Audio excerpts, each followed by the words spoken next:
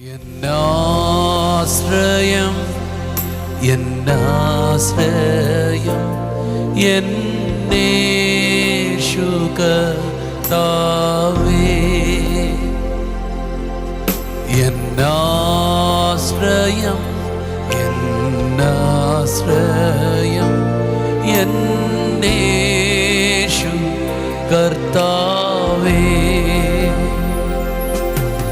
നീ ജീവിക്കുന്ന താലേ ഞാൻ ജീവിക്കുന്നേ, ഞാൻ നിൻ സ്നേഹമാം ഓടിക്കീഴിൽ ഞാൻ കാണുന്നു ജയം. എൻ രക്ഷക എൻ ദൈവമേ, നീ അല്ലാതില്ലാരും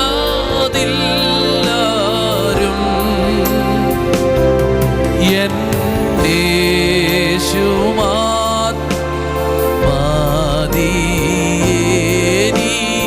യേശുമാത്മദീയേനിക്കേതു നേരത്തും എന്നേശുമാത്മദീയേനിക്കേതു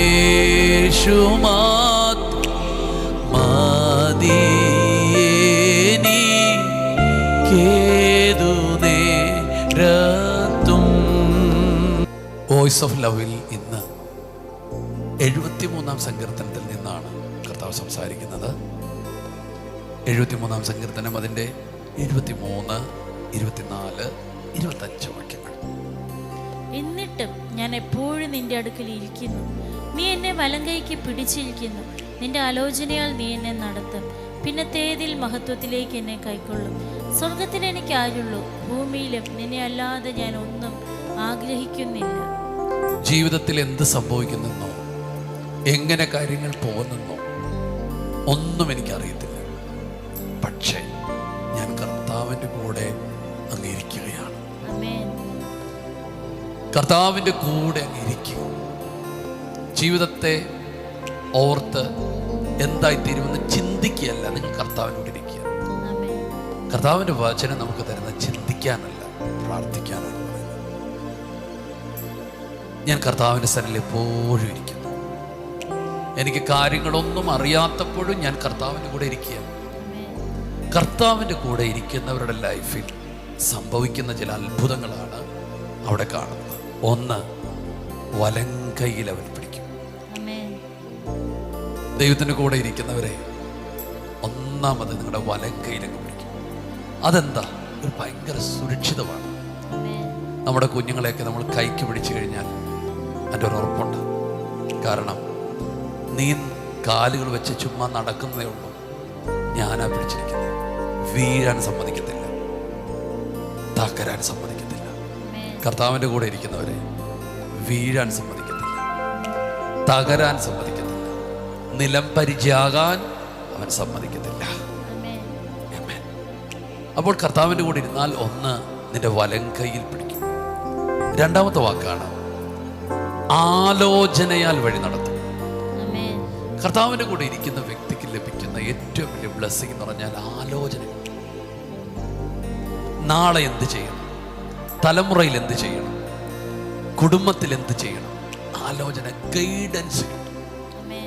അപ്പം ഞങ്ങൾ ഒക്കെ ഏറ്റവും കൂടുതൽ ഓരോ സ്ഥലത്ത് ശുശ്രൂഷയ്ക്ക് പോകുമ്പോഴും ഓരോ കാര്യങ്ങൾ ചെയ്യുമ്പോഴും ഞങ്ങൾ നോക്കുന്നത് പണമുണ്ടോ, ബന്ധങ്ങളുണ്ടോ, ഒരു ഗൈഡൻസ് ഉണ്ടോ, ഒരാലോചനയുണ്ടോ, ധൈര്യം. ദൈവത്തിൻ്റെ കൂടെ നിൽക്കുന്നവർക്ക് അവൻ ആലോചന തരും. അടുത്ത വാക്കുണ്ടോ, ആമേൻ. ആ ആലോചനയിലാണ് നടത്തുന്നത്. അതിൻ്റെ എൻഡ് ശ്രദ്ധിച്ചോ, പിന്നത്തേതിൽ മഹത്വത്തിലേക്ക് കൈക്കൊള്ളും. അതിൻ്റെ അവസാനം എന്ന് പറഞ്ഞാൽ ഗ്ലോറിയസ് ആയിരിക്കും. കർത്താവിൻ്റെ കൂടെ ഇരിക്കുന്നവരെ കൈക്ക് പിടിക്കുവേ, കർത്താവിൻ്റെ കൂടെ ഇരിക്കുന്നവരെ ആലോചന തരുവേ, കർത്താവിൻ്റെ കൂടെ ഇരിക്കുന്നവരെ ഉറപ്പായിട്ടും നിങ്ങളുടെ ലൈഫ് ഒരു ഗ്ലോറിയസ് ആയിരിക്കും. ഇത്ര തിരിച്ചറിഞ്ഞാൽ പിന്നെ എന്തായിരിക്കും നിങ്ങളുടെ അകത്തുനിന്ന് വരുന്ന പ്രതികരണം? കരച്ചിലായിരിക്കുമോ, നിലവിളിയായിരിക്കുമോ, ഇല്ലായ്മകളായിരിക്കുമോ, സങ്കടം പറച്ചിലായിരിക്കും. സത്യമായിട്ട് പറയാം, ഇങ്ങനൊരു ആലോചന കിട്ടിയാൽ നിങ്ങളുടെ അകത്ത് നിന്ന് ഇൻറ്റിമസി വെളിപ്പെടുത്തും.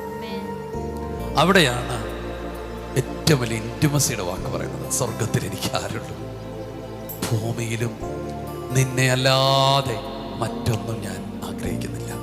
ഓ, പറയാണ്, നിന്നെ അല്ലാതെ മറ്റൊന്നും ഞാൻ ആഗ്രഹിക്കുന്നില്ല, എനിക്ക് നിന്നെയാണ് ആവശ്യം. ഹല്ലേലൂയ, സ്തോത്രം. ഈ ഭൂമിയിൽ ഞാൻ എന്തെങ്കിലും തിരയുന്നുണ്ടെങ്കിൽ ഞാൻ നിന്നെയാണ് തിരയുന്നത്. എനിക്ക് വേണ്ടത് നിന്നെയാണ്. സ്തോത്രം. എൻ്റെ മാംസവും ഹൃദയവും ക്ഷയിച്ചു പോകും.